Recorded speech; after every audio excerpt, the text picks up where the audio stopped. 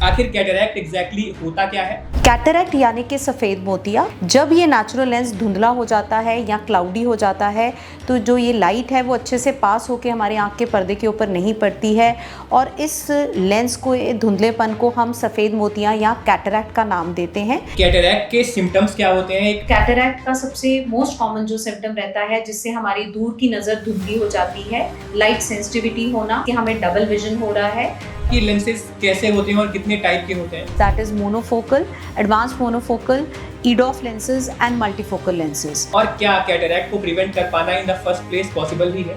Yes, हम इस blindness को प्रिवेंट कर सकते हैं अगर हम अपना रेगुलर आई चेकअप अपने आई डॉक्टर से करवा रहे हैं after the age of 40। Firaq Gorakhpuri साहब ने कहा है, आंखों में जो बात हो गई है एक शरह हयात हो गई। आंखों ही आंखों में कितनी बातें हो जाया करती हैं, ये बातें किसी से छुपी नहीं।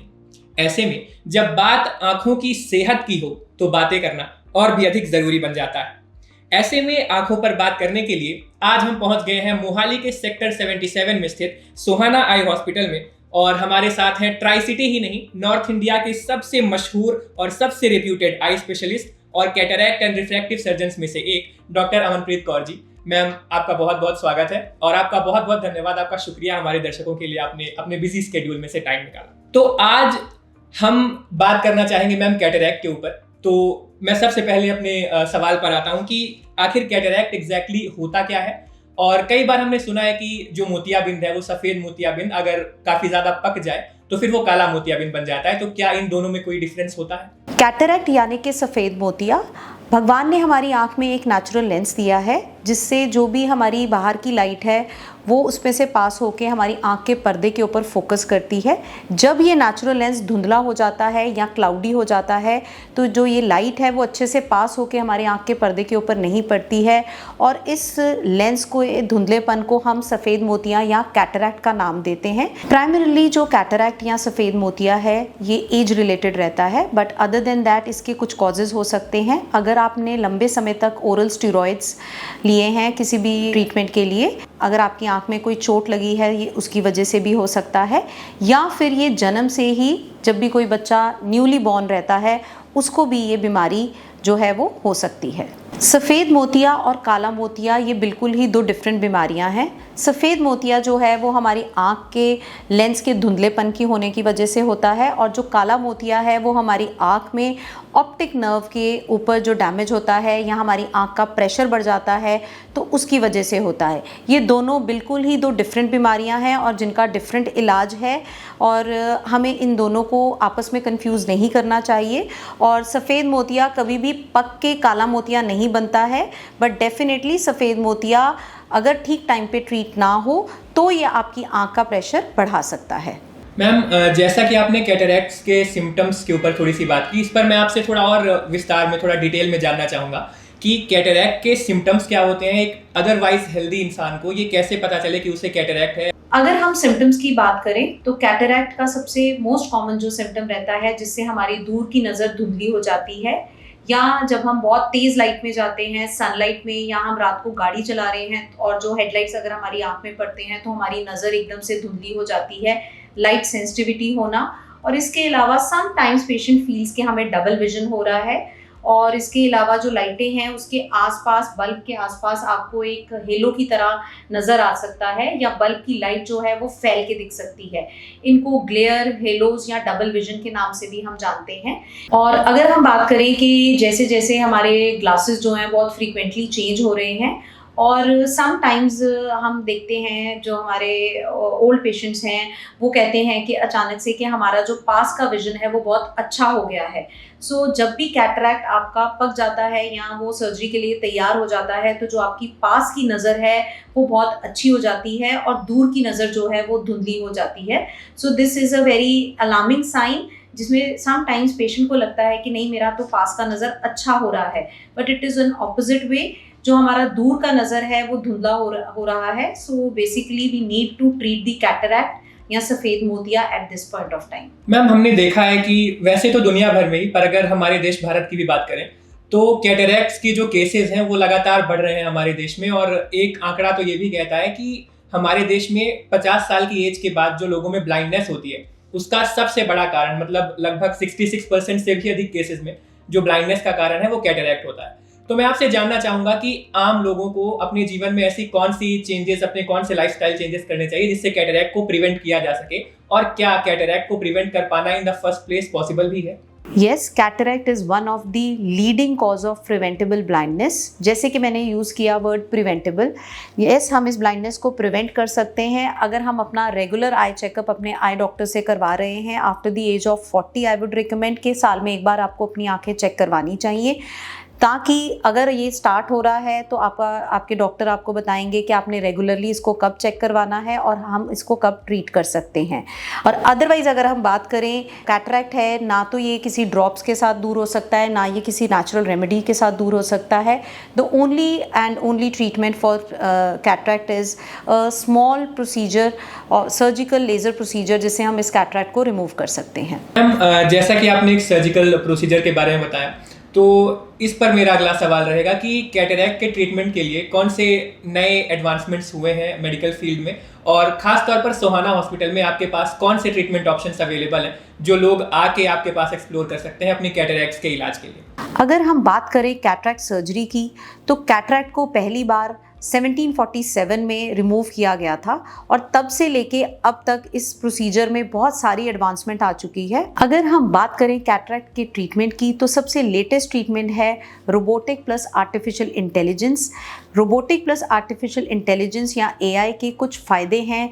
सबसे पहला फ़ायदा है हमारा प्रिसिशन, कि हमारा जो आँख में लेंस है वो किस तरह से डलना चाहिए, किस पावर का डलना चाहिए, किस एंगल पे डलना चाहिए। अगर हम बात करें सेफ्टी की, तो it is a very safe procedure. इसमें जो इन्फेक्शन के चांसेस हैं वो बहुत कम हैं, रिकवरी बहुत फास्ट है, ब्लेडलेस है, पेनलेस है और रिकवरी इज़ वेरी फास्ट।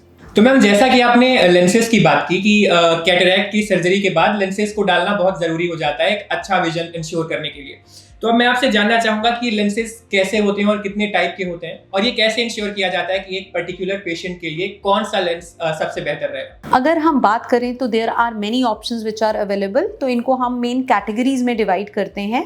तो there are 4 main categories, that is monofocal, advanced monofocal, EDOF lenses and multifocal lenses. तो इसके ऊपर मोनोफोकल लेंसेज एक इस तरह के लेंसेज होते हैं जिसमें आपको डिस्टेंट मींस दूर का नज़र बिल्कुल ठीक दिखाई देता है, बट आपको इंटरमीडिएट या फिर पास के लिए चश्मा पहनना पड़ता है। अगर हम सेकेंड कैटेगरी ऑफ लेंसेज की बात करें, so those are advanced monofocal lenses. इसमें हमें जो दूर का विजन है वो बहुत अच्छा बनता है और हमें फंक्शनल विजन या इंटरमीडिएट विजन या पास के लिए स्पेक्स लगानी पड़ती हैं। जो थर्ड कैटेगरी ऑफ lenses हैं that are EDOF lenses, that are extended depth of focus lenses।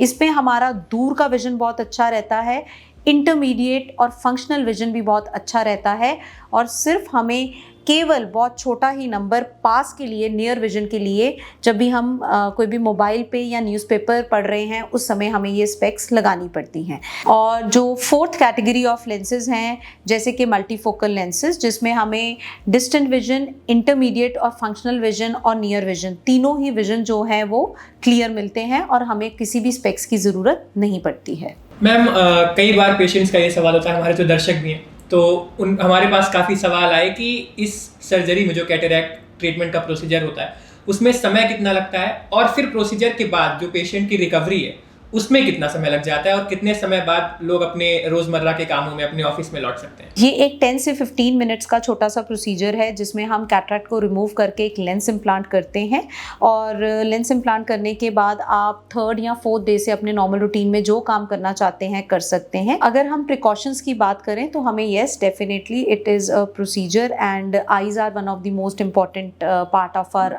Body. तो इसके लिए हमें कुछ प्रिकॉशंस कैटरैक्ट सर्जरी के लिए लेनी पड़ती हैं, जैसे कि हमें अपने हाइजीन का ध्यान रखना है और हमें एक प्रोटेक्टिव ग्लासेस पहनने हैं।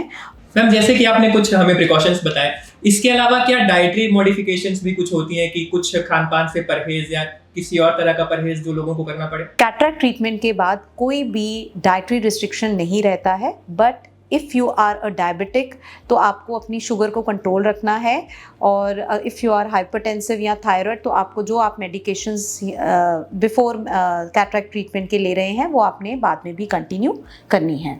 तो मैम इसी के साथ अब हम आ गए हैं अपने इस प्रोग्राम के अंतिम भाग में, अंतिम लेग में।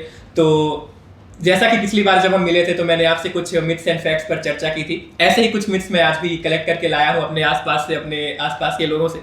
तो अब मैं आपसे चाहूँगा कि आप जल्दी से हम इस पर चर्चा करें और जो इनमें से मिथ्स हैं वो भी आप हमें बताएं, और अगर इनमें से कोई ट्रुथ निकल के सामने आता है तो उसके बारे में भी आप हमारे दर्शकों को जरूर अवगत कराएं, जरूर उन्हें बताएं। तो मैम जो पहला मिथ है मैं सीधे उस पर आता हूं कि क्या कैटरैक्ट को पकने देना चाहिए? जो लोगों में आम भ्रांतियां हैं कि कैटरैक्ट का इंतजार करना चाहिए उसके पकने का, उसका ट्रीटमेंट कराने के पहले, तो ये किस हद तक सही है? It is definitely a myth.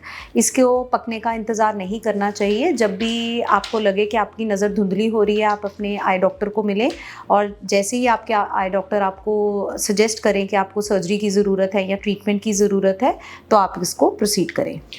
एक और बात जो हमें सुनने में आई वो ये थी कि अगर किसी को एक बार कैटरैक्ट हो गया और उसका उन्होंने ट्रीटमेंट करा लिया तो उसके बाद उन्हें कैटरैक्ट बार बार हो सकता है या दोबारा भी हो सकता है, तो क्या ये मिथ है या फिर fact? It is also a myth. Cataract कभी भी दोबारा नहीं होता है। जैसे कि मैंने आपको बताया कि ये एक नेचुरल लेंस जब क्लाउडी हो जाता है तो इसको हम कैटरैक्ट का नाम देते हैं। तो जब हम इसको एक बार रिमूव कर देते हैं और लेंस इम्प्लांट कर देते हैं तो ये दोबारा कभी नहीं होता है। अगले मिथ पर आए मैम, तो सीजन्स को लेकर बड़ी चर्चा रहती है कि गर्मियों के सीजन में या फिर बारिश के सीजन में स्पेशली कैटरैक्ट का ट्रीटमेंट नहीं करवाना चाहिए, तो ये कहाँ तक सही है? It is also a myth. Cataract surgery हम साल में किसी भी महीने में करवा सकते हैं। बारिश, गर्मी या सर्दी, इसमें सीजनल वेरिएशन नहीं है। अगर हम बात करें तो साउथ इंडिया में तो most of the time rainy season या फिर बारिश का मौसम रहता है, तो इस तरह तो साउथ इंडियंस कभी भी मुझे लगता है कि कैटरैक्ट सर्जरी करवा ही नहीं सकते। तो it is also a myth. Cataract surgery can be done at any day, any time, any month of the year. और जैसे कि मैंने आपको बताया कि हमारा रोबोटिक प्लस एआई के कॉम्बिनेशन से जब हम इसको ट्रीट करते हैं तो जो रिकवरी है वो बहुत क्विक रहती है। तो मुझे लगता है इस मिथ की कोई जगह नहीं बचती है। तो मैम अगला जो हमारा आखिरी पॉइंट है वो ये, पहले के समय भी देखा जाता था अगर किसी को मोतियाबिंद या कैटरैक्ट हो गया है तो कुछ आई ड्रॉप्स या कुछ घरेलू नुस्खे उन्हें बता दिए जाते थे। तो क्या ऐसे किसी आई ड्रॉप से या किसी घरेलू चिकित्सा से, किसी इलाज से मोतियाबिंद को ठीक किया जा सकता है बिना सर्जरी के? बिल्कुल नहीं। It is also a myth. तो हमें किसी भी आई ड्रॉप या नेचुरल रेमेडी के लिए नहीं भागना है। अगर आपके आई डॉक्टर आपको सजेस्ट करते हैं कि इसको एक ट्रीटमेंट की ज़रूरत है तो definitely go ahead with the treatment. It is very quick nowadays and it is very safe. इतने सारे पॉइंटर्स लेकर मैं आया था और ज़्यादातर पॉइंटर्स मिथ्स निकल गए हैं। तो अब मैं अपने दर्शकों से चाहूँगा, हमारी रिसर्च टीम को छोड़ देते हैं, मैं अपने दर्शकों से चाहूंगा अगर आपके कुछ सवाल हैं या आपके कुछ पॉइंटर्स हैं जो आप मैम से जानना चाहते हैं तो आप नीचे कमेंट बॉक्स में कमेंट करें और अगले प्रोग्राम में हम उन क्वेश्चंस को जरूर शामिल करेंगे और मैम से आपके सभी सवालों का जवाब आप तक लाकर पहुंचाएंगे। तो मैम इसी के साथ हम अपने इस प्रोग्राम के आखिरी पड़ाव पर आ गए हैं। तो अब मैं आपसे चाहूंगा कि आप हमारे दर्शकों के लिए जो हमारे प्रोग्राम देख रहे हैं उनके लिए आप क्या मैसेज देना चाहेंगी? आप प्लीज उन्हें कुछ संदेश दें। कैटरैक्ट और सफ़ेद मोतिये के नाम से अब हमने घबराना नहीं है। अपने आईज़ को रेगुलरली एक आई डॉक्टर के पास चेकअप करवाते रहना चाहिए और जब भी आपके आई डॉक्टर या आई कंसल्टेंट आपको बताएं कि अब इसको ट्रीटमेंट की ज़रूरत है तो आप इसको प्रोसीड कीजिए। तो दर्शकों, जैसा कि मैम ने आपको बताया 40 की उम्र के बाद या जैसे जैसे आपकी उम्र बढ़ती है अपने आई चेकअप्स रेगुलरली कराते रहें, आई स्पेशलिस्ट के पास रेगुलरली विजिट करते रहें और अगर आपको कैटरैक्ट के या मोतियाबिंद के कुछ भी लक्षण या कोई सिम्टम्स दिख रहे हैं तो उन्हें इग्नोर बिल्कुल ना करें और एक आई स्पेशलिस्ट के पास जाकर अपना तुरंत इलाज कराएं और आई चेकअप कराएं। तो थैंक यू डॉक्टर, आपने हमारे लिए अपना समय निकाला और आपने हमारे दर्शकों को बताया कि कैसे रोबोटिक टेक्नोलॉजी और आर्टिफिशियल इंटेलिजेंस यानी कि एआई आज नए नए रेवोल्यूशंस ला रही है कैटरैक्ट के ट्रीटमेंट में। तो दर्शकों, आप भी अपना बहुत ध्यान रखें, अपनी आंखों का बहुत ध्यान रखें और कैटरैक्ट के किसी भी तरह के सिम्टम्स के सामने आने पर किसी भी तरह के घरेलू नुस्खों के चक्कर में ना पड़े और जल्द ही सुहाना हॉस्पिटल आए और यहाँ की रोबोटिक टेक्नोलॉजी से और आर्टिफिशियल इंटेलिजेंस इनेबल्ड सर्जरी से, ट्रीटमेंट ऑप्शन से लाभ उठाएं और कैटरैक्ट से पूरी तरह से छुटकारा पाएं। अपना ध्यान रखें, अपने आसपास के लोगों का ध्यान रखें। बहुत बहुत धन्यवाद।